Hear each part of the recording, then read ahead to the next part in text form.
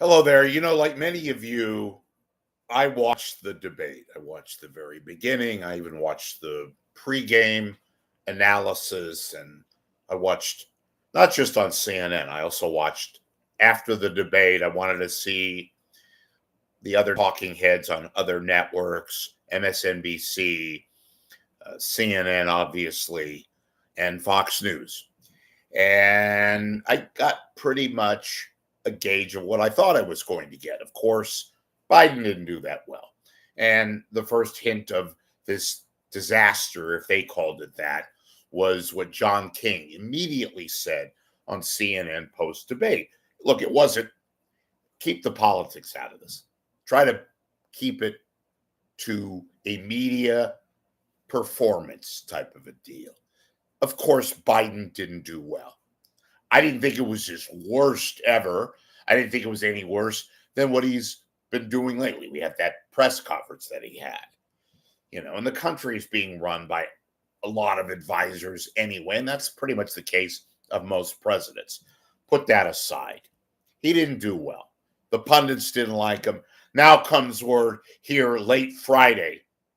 The New York Times has put out an editorial asking, in the best interests of the country and humanitarian world and basis and all that, that Joe Biden should not run. Okay, so do that as you. I don't want to get this into, he's great, he's this, he's that, he's senile.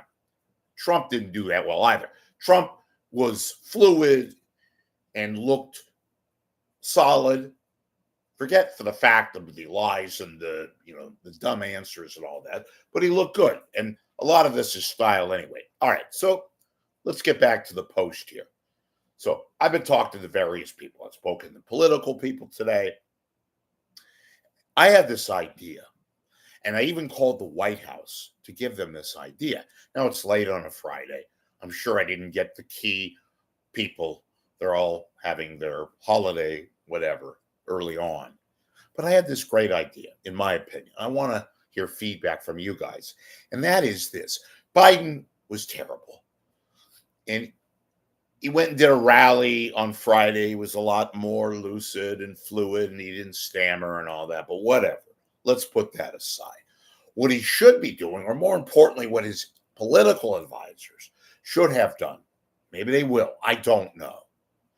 I would be on the phone the minute after that debate and call 60 Minutes, call Scott Pelley or Leslie Stahl. Say, look, this is such and such. We're going to give you Biden for 20 minutes on Sunday night, live or taped live. And have Stahl or Scott Pelley, who are, shall we say, friendly media to begin with, do an interview wherever you want to have it. Oval Office, East Room, probably the Oval Office would be good, wherever. And you put Biden on, not live, but taped live. You know what I'm talking about. And you say something to the effect. This is the interview, whether it's Scott Pelley, I'm just throwing out names, could be anybody. Mr. President, you didn't sound very good the other night. You looked weak. You looked bad. There are people, Democratic pundits, the New York Times, Slate, Political, they're all asking for you to resign. Most pointedly, the New York Times. And then he does what he does. Leslie, Scott, I wouldn't be in this position right now if I didn't think I could still wing it, run the country. I had a bad night, I had a cold, whatever he wants to say. You seize back the momentum. You have friendly media. You have it on a station network, a program that still has, 7-10 million people? So you take away what obviously was a very poor performance. Again, was it his best? Hell no. Was it even close? No. Was he weak? He didn't look good. He's 81. Some people enter old age fluidly, some do not. Biden didn't look good. I think it was just bad. as it looked. And keep in mind, I'm very critical of Joe Biden. So I haven't even decided. I'm not voting for Trump, but I'm not even going to vote for Biden, I don't think yet, because there's policies and issues that I'm not crazy about. But from a strictly political sense, you seize back the momentum. He didn't have a lot of momentum to begin with, but take advantage of your opponent.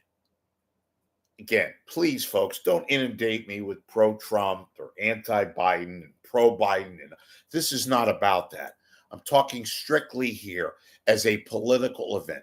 The debate obviously did not go well.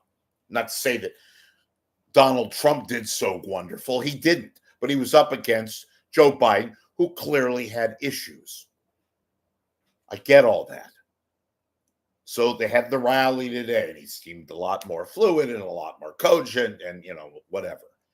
You go on 60 Minutes and you tell people, assuming that you're up to the job, which I still assume he is, assuming he doesn't want to resign, folks, American people, I didn't have one of my better moments. I realize there's lots of speculation. I'm just talking out loud of what could possibly take place on 60 Minutes. This is Biden talking. I realize it didn't look good. I realize there are a lot of people who are very wary of my age, of my mental capacity, yada, yada, yada. And assuming he's up to the job, you just reassure the American people. Two things. One, 60 Minutes audiences. They skew towards older, which is more likely voters, and they are more liberal-minded people. So these are people that you give them a little bit of a nudge saying, look, I'm up to the job. I didn't have a good night. It was bad, but I'm going to work on it, and I'm going to do what I'm going to do, kind of a thing, right? I've not heard this. I mentioned the fact, maybe I didn't yet. After the Super Bowl, 92, this was a far different category. Remember Bill Clinton running for president and all the, background of whether or not he was sleeping with women, a problem with Hillary, and she stood by her man. Remember that famous one-on-one with Bill Croft?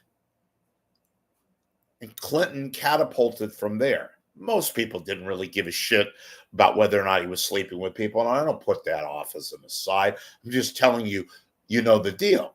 He immediately got a lot of skeptical people back. He ended up winning in 92. And that interview was, they say, a key to his eventual success in winning. And then, of course, he won again, reelected in 1996. 60 Minutes is that type of a vehicle. It would get 10 million people, likely voters, I may add, who might be on the fence now if they're not outright flustered. And by the way, just some other analysis. Biden may have done bad. Clearly he did. But are people going to say, you know what? I'm not going to vote for Biden. I'm going to vote for Trump. That ain't going to happen either. So these talking heads with their instant kind of, oh, you got to resign. I'm surprised the New York Times has come out, but telling Biden to get out, but whatever. In any event, I just thought I would share that with you. It was an interesting debate. By the way, one last thing. I thought the moderators were okay. They weren't that great. I liked the format. You didn't have to keep listening to people cheering in the background and stop momentum, whatever. That was a good format. I didn't care for Jake Tapper. I especially didn't care for Dana Bash, who didn't do, in my opinion, the great follow-ups that I thought were deserved, that she should have and could have. And it wasn't just Trump. It was Biden himself. In any event, there's my 2 cents as I, whatever. Hope you're having a great day. Thanks. Hey, feedback. Let me know what you think. Please, also, folks, become a subscriber to my channel. And if you can, please contribute with a donation to my PayPal. And I will personally thank you via both email and or a regular old phone call. Thanks a lot.